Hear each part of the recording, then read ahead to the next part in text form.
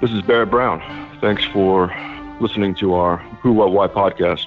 Barry Eisler is a former CIA Director of Operations official and a best-selling thriller novelist. He's also a longtime critic of CIA practices and a here and there sort of pundit who's weighed in on a number of issues facing the Republic over the last 15 years. Barry, let me ask you this. Are we facing a different polity, fundamentally, a different civic situation than we were 10 years ago? I think of it, the short answer, I guess, would be yes, but not necessarily so much because our civics have changed as much as our circumstances have. So changing circumstances would require changing civics, and if the circumstances change and the civics don't, then that's going to create a problem for the Republic. And the circumstances that have changed, as I see it, is the increasing metastasis of surveillance technology, such that the government is able to know more and more about the citizenry, even as we, the citizenry, know less and less about the government. That's going to require a different kind of civics. But I don't think a different kind of civics has adequately emerged to meet those changing circumstances. Is our republic viable?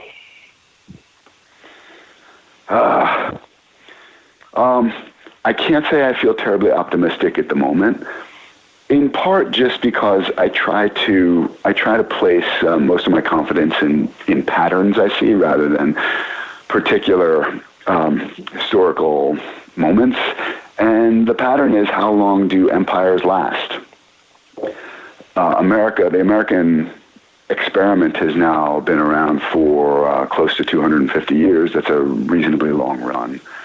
And I see a pattern in which the kinds of fights our ruling elite are willing to engage in have changed from fights you could at least reasonably argue were more important from any sort of reasonable national security perspective to ones that are primarily petty and have more to do with ego than any kind of substantive national security concerns.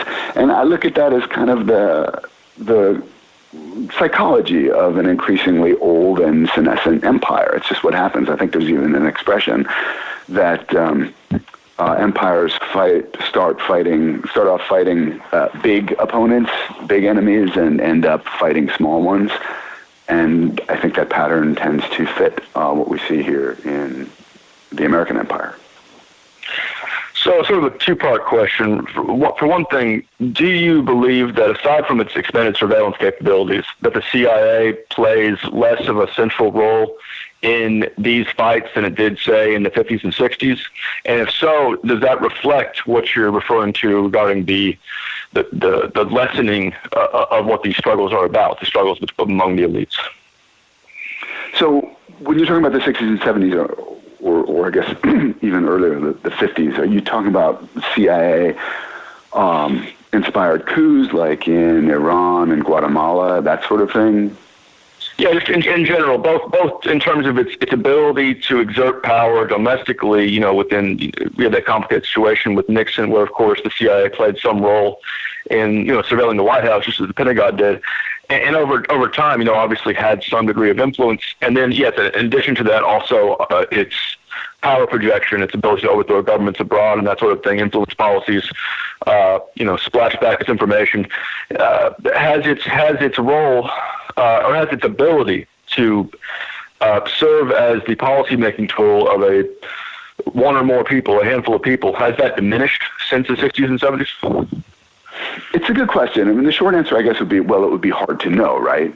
You wouldn't know necessarily what's going on inside the CIA. You'd have to try to work backwards from results in the external world, and then try to deduce from that what sort of power the CIA might be able to wield. And one way of looking at one sign, at least arguably, of diminishing CIA ability to influence the outcome of elections is, of course, the 2016 election in America, where the CIA establishment seemed intent on stopping Trump.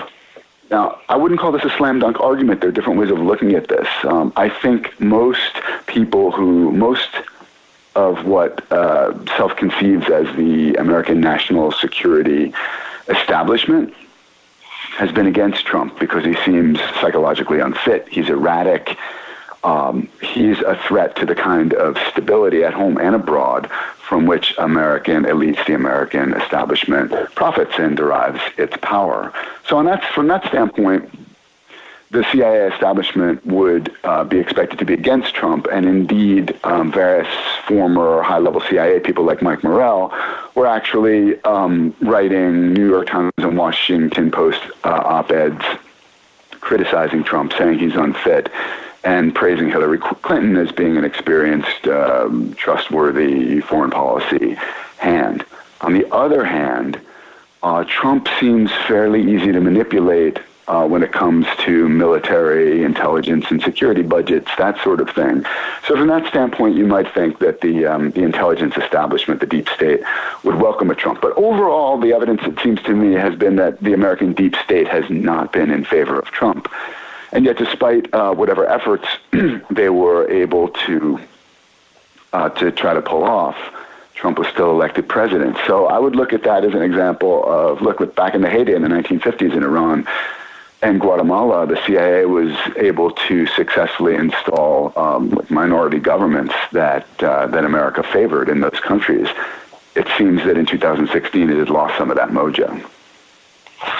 From the outside, from the public space, it looks like the caliber of, say, presidents and other high figures in this country and throughout the West are of a smaller stature, setting aside morality, but a smaller stature in terms of their ability to achieve, tremendous change compared to the 20th century. Like we have smaller presidents now than Lyndon Johnson and Nixon and that sort of thing.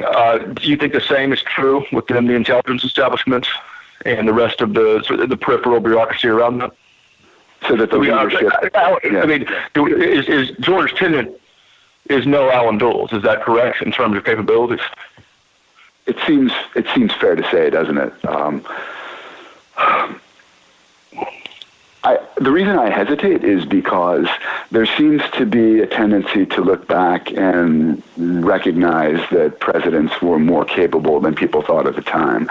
So I know, for example, when FDR died and Harry Truman became president, people thought he was a lightweight, and now there's been this revisionist approach where people look back at Truman as a really capable, a good president. Eisenhower also at the time was looked at as someone who didn't have a lot of brains, which is kind of weird when you consider his accomplishments growing up from nothing. He was a nobody, grew up poor, and wound up commanding Overlord in World War II.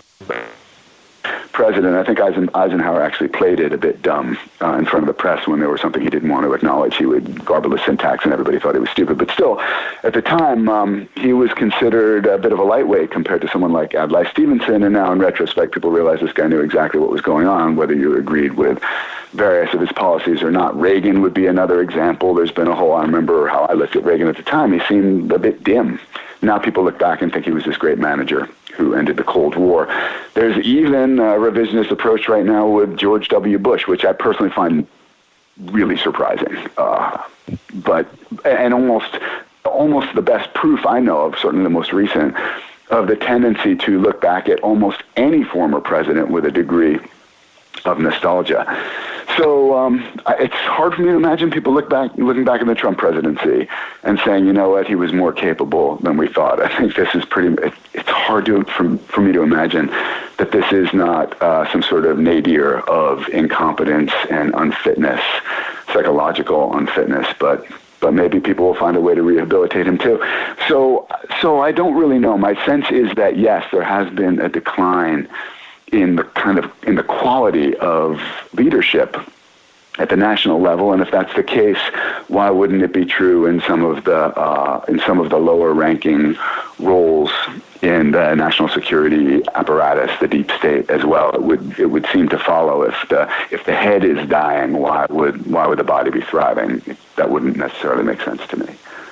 Do you think there's a problem with the body itself? As in, do you think that, again, it seems like we're not entirely in agreement on whether or not there has been a clear degeneration of the presidency. I would say, it would be hard to point to somebody like Woodrow Wilson or Theodore Roosevelt in terms of mental power, not in terms of whether we agree with their policies. But let's say to the extent that we acknowledge it, to the extent that we say there has been some deterioration, maybe not as much, maybe we don't know enough to decide that yet. Has there been a similar deterioration among the body politic since, let's say, the 30s and 40s? I think the answer is yes, and to the extent I would hesitate at all, it's just, again, in recognition of a pattern, and the pattern is every generation thinks that the new generation, the one coming after it, is doom.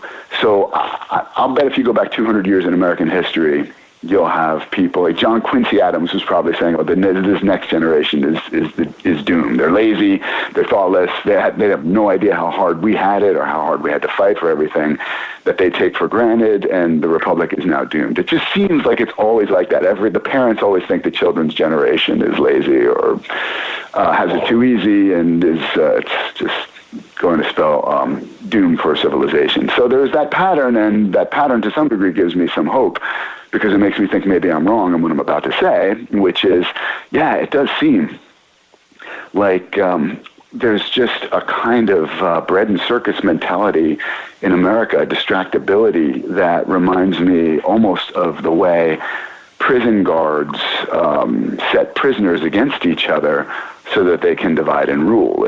It's almost just a reflex on the part of any kind of ruling establishment to do that with the numerically superior prisoners or polity or whatever. So when I look at the kinds of arguments that citizens are often having, I find it astonishing. I think a Martian certainly would be astonished. Is this a democracy? And just off the top of my head, a couple of quick examples. It's amazing to me, 4 years ago now, when Edward Snowden first came forward and shared his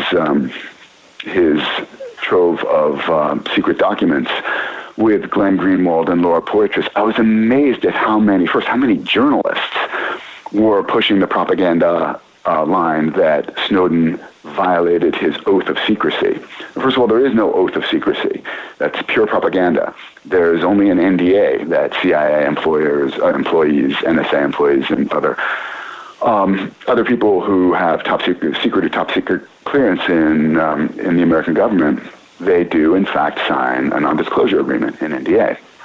But there is an actual oath that is sworn, and that is the oath to protect and defend the Constitution. So the fact that journalists would, I don't even think it was deliberate. I think it was out of ignorance. People like Josh Marshall and TPM, I remember, were talking about this oath of secrecy, and I was thinking, what are you talking about?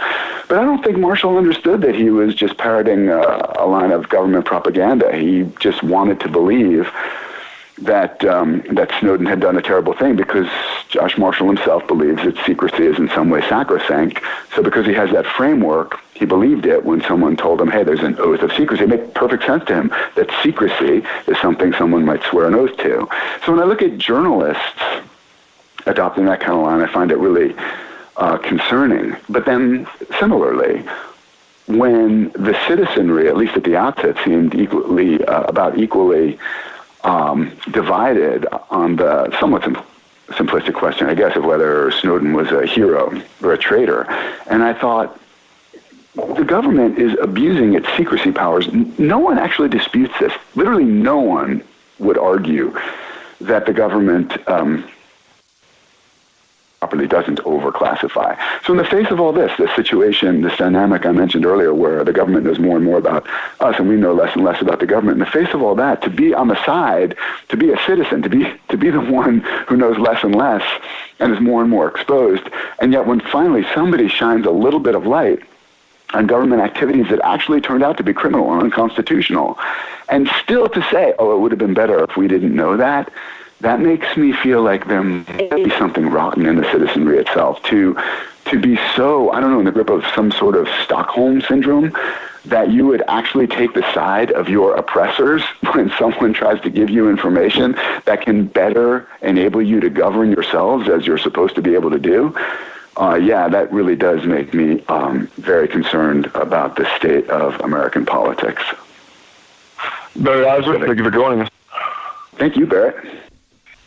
In December of 2001, New York Times columnist Thomas Friedman took a trip to Moscow in order that the American citizenry might be better informed regarding the nation with which it had previously been locked into a half-century struggle that had ended millions of lives and threatened 1 billion more.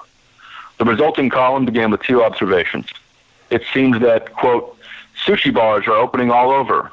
Yes, from borscht to Big Macs to California criminal rolls, all in 1 decade. And so many people have cars now that traffic is permanently stalled, unquote. One could have perhaps described such growth to the 1998 devaluation of the ruble, several years of significant increases in the price of oil and other Russian exports, or to the economic reforms that have been spearheaded largely by former Prime Minister Gromyko a few years prior to Friedman's writing. But such things as those lack a certain thematic oomph. The Russians, Friedman explained, had finally gotten themselves a leader worth having in the transformative person of Vladimir Putin. Quote, he's not a tougher Mikhail Gorbachev or a more sober Boris Yeltsin. He is Russia's first Deng Xiaoping, Mao's pragmatic successor who first told the Chinese that to get rich is glorious and put in place the modernizing reforms to do it, unquote. He went on to summarize Putin's thought process vis-a-vis Russia as, quote, passing real reform legislation so we can get real investment to build a real modern economy, unquote. Friedman therefore ends his column with the following call to action. Quote, so keep rooting for Putin and hope that he makes it to the front of Russia's last line, unquote. The last line established earlier in the column is a line for money for some reason. Friedman wrote his sushi-oriented pro-Putin column in December of 2001. In March of that same year, Friedman had written another column on Russia in which he summarized our post-Cold War espionage efforts by way of the following framework. Quote, what is it that we and Russians are actually spying on each other about? This whole espionage affair seems straight out of Mad Magazine's Spy versus Spy cartoon. The Russians are spying on us to try to find out why we are spying on them. I mean, to be honest, is there anything about the Russians today you want to know? Their navy is rusting in port. Their latest nuclear submarine is resting on the bottom of the ocean. We know they're selling weapons to Iran and Iraq because they told us. And their current political system, unlike communism, is not exactly exportable. Unless you think corruption, chaos, and KGB rule amount to an ideology, Khrushchev threatened to bury us. Putin threatens to corrupt us, unquote. Having made such an unusual assertion, Friedman next, quote, notes the following conundrum. Quote, how you pull a country like Russia away from being an angry, failed state, acting out on the world stage, and making it a responsible member of the world community has no easy formula, unquote. We have here 2 assertions then. Allow me to organize them into a list. Number 1, we have no good reason to be covertly gathering intelligence on Russia. Number 2, unless it is somehow, quote, pulled away, quote, from doing so, Russia is set to become a, quote, angry, failed state, acting out on the world stage, unquote. Remember that these 2 assertions are both made in the space of a single column. In 2008, the large adversarial and nuclear-equipped nation upon which we apparently did not bother to spy launched a military incursion into Georgia. Friedman responded with a column entitled, What Did We Expect? That begins thusly. Quote, if the conflict in Georgia were an Olympic event, the gold medal for British stupidity would go to the Russian Prime Minister, Vladimir Putin. The silver medal for boneheaded recklessness would go to Georgia's president, Mikhail Saakashvili. And the bronze medal for rank short-sightedness would go to the Clinton and Bush foreign policy teams, unquote. The bronze medal winners in this case had advocated NATO expansion after the end of the Cold War, whereas Friedman and other leading foreign policy experts, Friedman explains, had opposed such a move on the grounds that it might antagonize the Russians without providing the West with any particularly crucial benefits. As he concludes, quote, the humiliation that NATO expansion bred in Russia was critical in fueling Putin's rise after Boris Yeltsin moved on, unquote. So back in March of 2001, Friedman mocked the U.S. intelligence community for wanting accurate information about Russia. Later that year, he explained to us what was going on in Russia. They just elected a great reformer president with whom we should strongly support. Years later, when Putin turned out to be a tyrant and invaded Georgia, he criticized the U.S. intelligence community for being unprepared. Thomas Friedman is a Pulitzer Prize winner. He now sits on the Pulitzer Prize board. Thanks for listening to our